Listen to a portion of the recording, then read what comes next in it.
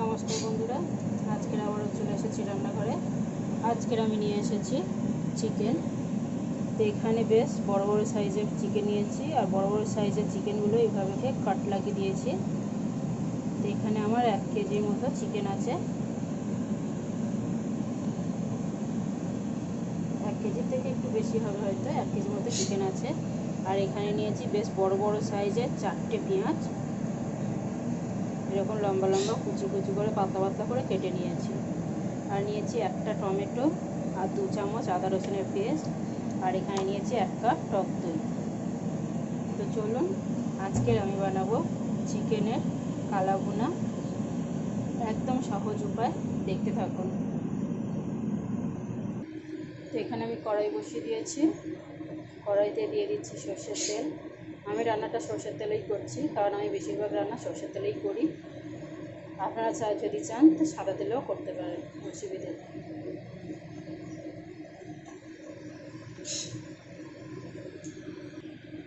তো এখানে আমি 1 মুঠো মতো কাঁচা পেঁয়াজ দিয়ে দিচ্ছি, আর দিয়ে দিচ্ছি 2 টুকরো দারচিনি, আর এখানে 3টে তেজপাতা। এখন আমি এটাকে খুব সুন্দর করে লাল লাল করে ভেজে নেব। পেঁয়াজটাকে কিন্তু লাল করে ভেজে নেব।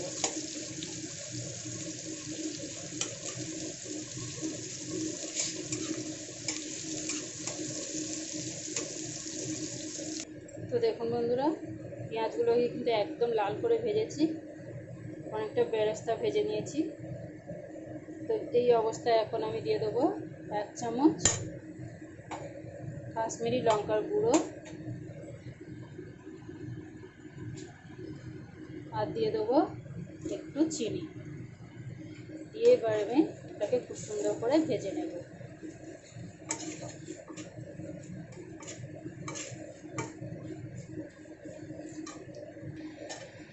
এখানে দেখুন গ্যাসটাই কিন্তু একদম লোতে করে দিয়েছি, দিয়ে মশলাটাকে খুব সুন্দর করে ভেজে নিয়েছি। এখন আমি এখানে দিয়ে দেবো চিকেন। চিকেনটাকে দেওয়ার পরে মশলার সাথে খুব সুন্দর করে মিক্স করে নেব।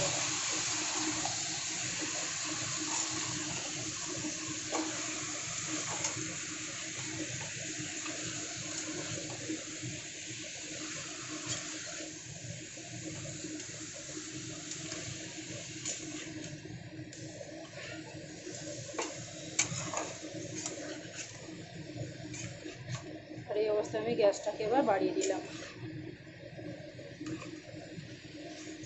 আরও 2 মিনিট নাড়াচাড়া করে মিক্স করে নিই, তারপরে অন্য মশলা দেব। এখানে আমি বেশ সুন্দর করে নাড়াচাড়া করে মশলাটাকে মিক্স করে নিয়েছি। এখন এখানে দিয়ে দিচ্ছি পেঁয়াজ, টমেটো আর আদা রসুন।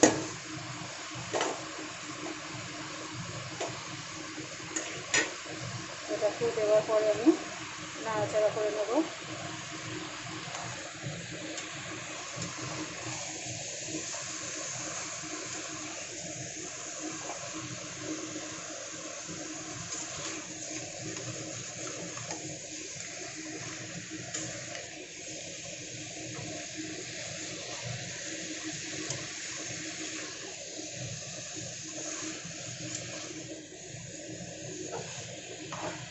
যতক্ষণে এটাকে চিকেনটাকে আমার কষা হচ্ছে, ততক্ষণে আমি একটা মশলা বানিয়ে নিই।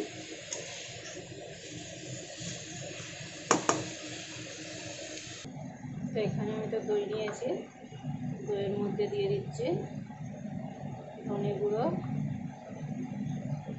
জিরে গুঁড়ো, হলুদ গুঁড়ো, আর দিয়ে দিচ্ছি লঙ্কার গুঁড়ো। একটু স্পাইসি হবে, তাই লঙ্কার গুঁড়োটা একটু বেশি দিলাম।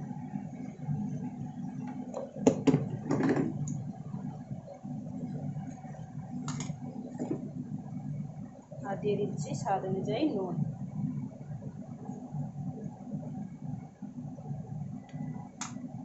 এখন আমি এটাকে খুব সুন্দর করে মিক্স করে নেব।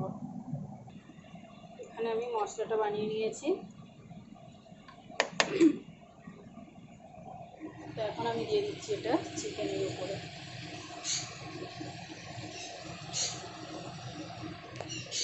তো এখানে আমি পুরো মশলাটা দিয়ে দিয়েছি। এখন আমি একটু নাড়াচাড়া করে গ্যাসটাকে মিডিয়াম করে দেবো। দিয়ে আর কোনো কাজ নেই, শুধু ঢাকা দিয়ে দিয়ে এটাকে রেডি করা। কারণ আলাদা করে চিকেনে এখন জল দিতে লাগবে না, পরে যদি দরকার হয় তো সামান্য একটু জল দেব। এখন শুধু ঢাকা দিয়ে দিয়ে এটাকে কষিয়ে নেব।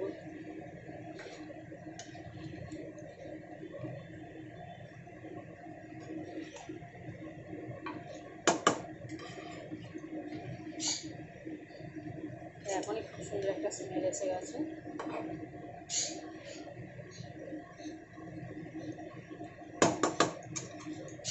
এখন আমি এটাকে গ্যাসটাকে মিডিয়াম করে দিচ্ছি, দিয়ে ঢাকা দিয়ে দিয়ে কষিয়ে নেব।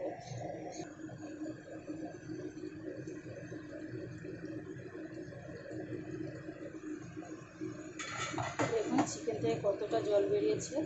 আমি কিন্তু মাঝে একবার খুলে নাড়াচাড়া করে দিয়েছি, আর কালারটাও কিন্তু খুব সুন্দর এসছে।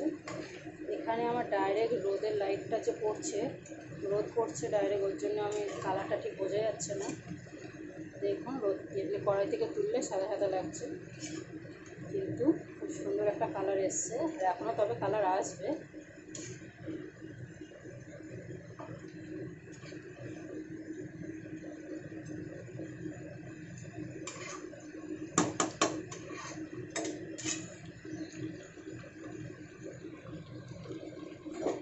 এখানে দিয়ে দিচ্ছি 5-7টা মতো গোটা কাঁচা লঙ্কা, আর এটা হচ্ছে একটা গুঁড়ো মশলা। এটা কিন্তু আমার একটা মেটের একটা রেসিপি আছে, মুরগির মেটের, সেখানে আমি মশলাটা দেখিয়েছি, তবুও আমি বলে দিচ্ছি এই মশলাটা কী আছে। এটা আছে শুকনো লঙ্কা, তেজপাতা, গোটা জিরে, গোটা ধনে, আর গোটা গরম মশলা আছে কিছু, যেমন আছে জায়ফল, এলাইচি, লবঙ্গ, দারচিনি, গোলমরিচ। এগুলোকে আমি সব একটা শুকনো কড়াইতে বা শুকনো তাওয়াইতে হালকা করে ভেজে গুঁড়ো করে নিয়েছি দারদারা করে।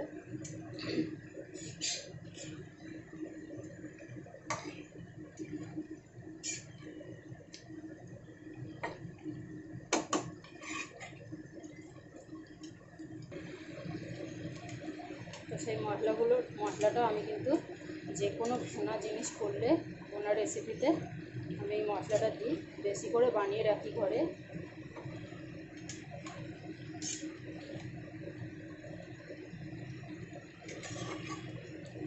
এখানে দেখুন খুব সুন্দর করে কিন্তু মাংসটা আমার কষিয়ে নিয়েছি, আর কালারটা কিন্তু দারুণ এসছে।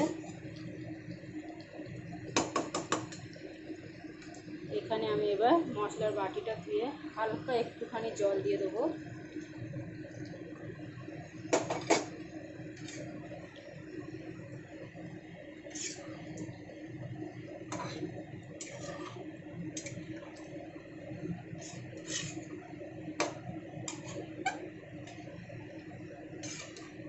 দিয়ে এবার এটাকে ঢাকা দিয়ে দেবো। মাংসটা কিন্তু আমার সেদ্ধ হয়ে গেছে 80%, আরও সামান্য একটু বাকি আছে। এখানে কালারটা দেখুন, আপনারা দেখেই বোঝা যাচ্ছে যেখানে রোদ পড়ছে, রোদের কিন্তু কালারটা একটু অন্যরকম আসছে। তবে এখানে কালারটা কিন্তু খুবই ম্যাটার করে। তো এবার আমি এটাকে ঢাকা দিয়ে রেডি করব।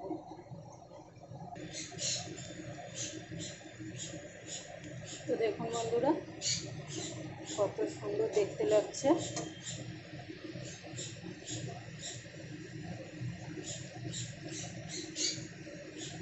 আমার কিন্তু চিকেনের কালারপোনা একদম রেডি, আর কিছুই করার নেই। আর গ্রেভি একদম গায়ে লাগা হয়ে গেছে, একদম কিন্তু নেই বললেই চলে। এই দেখুন একদম সামান্য, এই অবস্থাতেই আমি ছেড়ে দেব। তো বন্ধুরা আজকের ভিডিওটা কেমন লাগলো অবশ্যই একটা লাইক, কমেন্ট, শেয়ার করে জানাবেন। আমার ভিডিওটা দেখার জন্য অবশ্যই আপনাদের ধন্যবাদ।